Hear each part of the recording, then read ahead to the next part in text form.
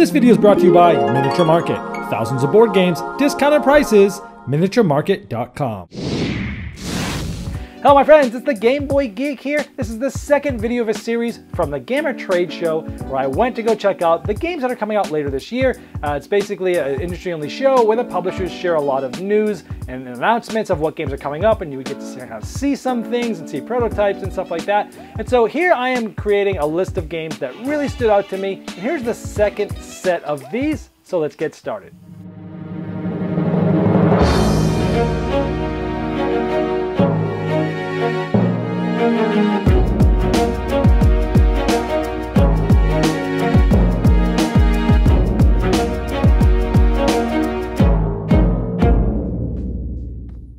Now the first one for this video is from CGE, Chex Game Edition, is Codenames Duet. Now this is a specifically designed version for 2 players. Now the original game can be played with 2 players, but you know, it was okay, it worked. There were some interesting strategies to which one you covered when you were given the clues, but at the end you only got a score and it was okay, it worked fine, I thought. But this is designed for 2 players. I actually got a chance to play this one, and it's interesting because there's a certain amount of rounds, just like the regular versions, but the big difference is that there's only one card that you're both working off of and you're both giving clues.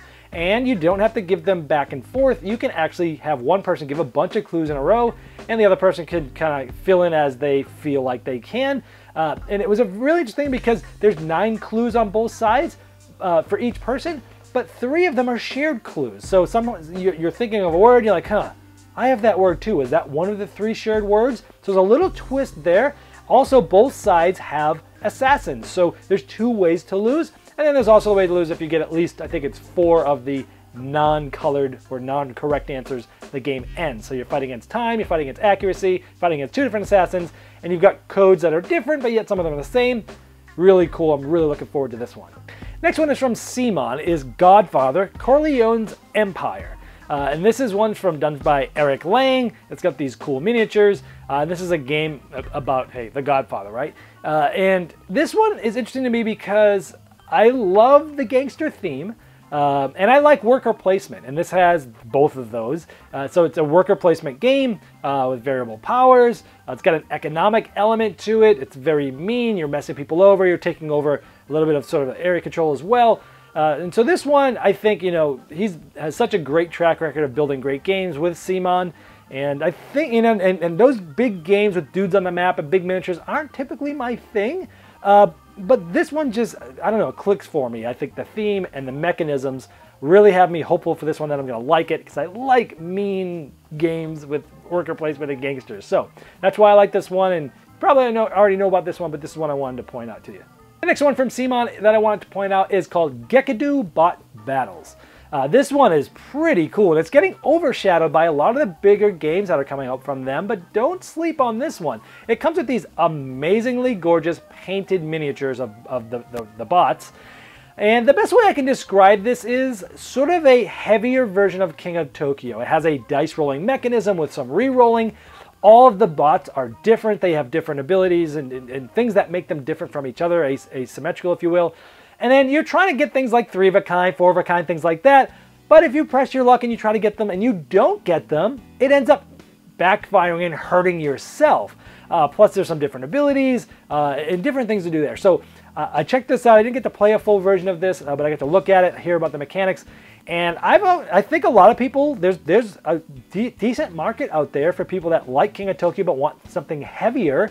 And this is definitely in that niche, and I'm kind of surprised nothing like this has come out yet. But I think this is going to fit that niche, and it's definitely what I'm interested in because I love King of Tokyo, but I wouldn't mind having a little bit more meat on the bone. If you're into that, then this is one you're going to want to know about. That's Geekado Bot Battles. Now for Eagle Griffin Games, they have some expansions coming out for Baseball Highlights 2045 that I'm super excited about. One of them is called Home Cooking, where there's cards that do extra special things if you're the home team. There is one that's Double Trouble, where the cards are going to have 2 different type of abilities, both defensive and offensive. And there's going to be one called Ballparks, similar to somewhat like the Coaches that changes the way things play, where there's different ballparks. Some will have a lot of wind, some will benefit different things. So it'll basically change the way the game's played, and I'm really looking forward to these. The next one from Eagle Griffin Games is called Island Hopper. This is a game coming out by Scott Alms, who did a lot of the Tiny Epic games and many other games. And this is a game, interesting one, where it's sort of an interesting game. Well, one person's going to be sort of the captain. They're going to be flying the ship around the island and trying to get it to land where they need the goods to go, but their eyes are closed and everyone else is trying to tell them left, right, up, down. And some of the people are trying to get them to go to the right place. Other people are trying to get them to go to the wrong place. So it's sort of a Euro game for half of it, and then this crazy dexterity, influential game. It sounds like nothing else that's out there, and I think that sounds like a heck of a lot of fun. And the last one for Eagle Griffin I want to talk about is called Skyways.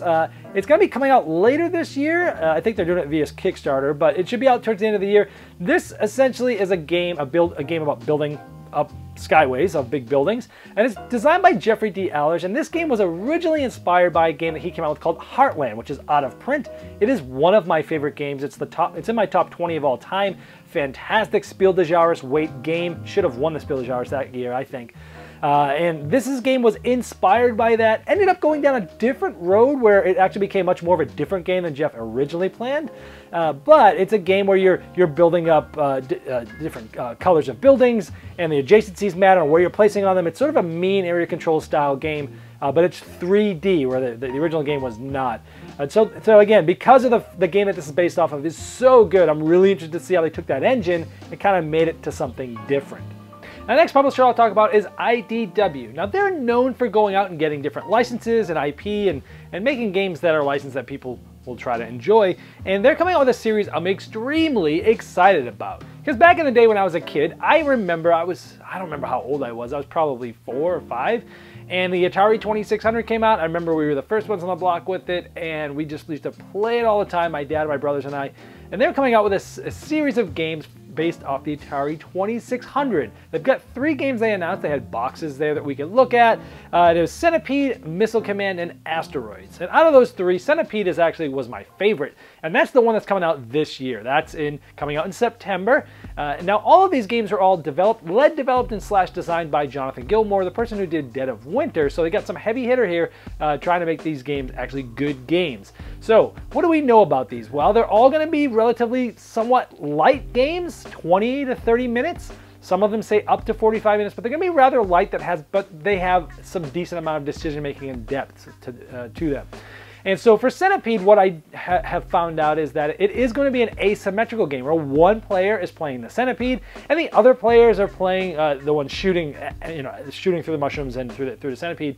There's also a variant where everyone can be playing the shooters and they're trying to knock the Centipede into the other players and such. But the fact that they're putting a big name designer behind this and the fact that, man, the artwork looks awesome. They also told me that they're not just going to do your plain Jane components. They're actually going to be doing some interesting things that when you open up the box, you go, oh wow, cool, I've never seen one of these things before. So I'm interested to see what they're doing, and I just love the idea of bringing those nostalgic Atari games to the board game era. I'm really excited about this entire series. I asked him, hey, after you do these, you're going to do like the Atari 5200, like Kangaroo and Moon Patrol? He's like, we've had so many people ask about Moon Patrol. I was like, oh man, I hope so. Another game from them I'm excited about is called Saikatsu. This is sort of it's a tile laying game. And from what I hear, they love the engine of this, and they can see it probably going to be getting reused in other ways in the future. But it's a tile laying game where not only you're getting points by laying tiles, where everyone is building one big thing in front of them, but how you are sitting and positioned at the tiles matters. Because at the end of the game, when you see columns from where you sit, if there's a certain amount of flowers of a certain type, you'll get a certain amount of points. So when you're building, you need to be thinking about points now, but am I helping this person set up points for later for them? Maybe I can get points now and set points up for me later, or maybe this is just too good and it's okay to give them points for later, but I need these points now. Some interesting like now points versus end game goals with tiling. I love tiling, and this looks beautiful. The artwork on this looks amazing, so I'm really looking forward to Saikatsu. And the last one from IDW is a funny looking game called Sherlock Holmes Furiarty's Trail. And now this one, the artwork is just so cute. It has all these little furry creatures. It just looks so gorgeous. I got to see, they had the cards set up there at GAMA.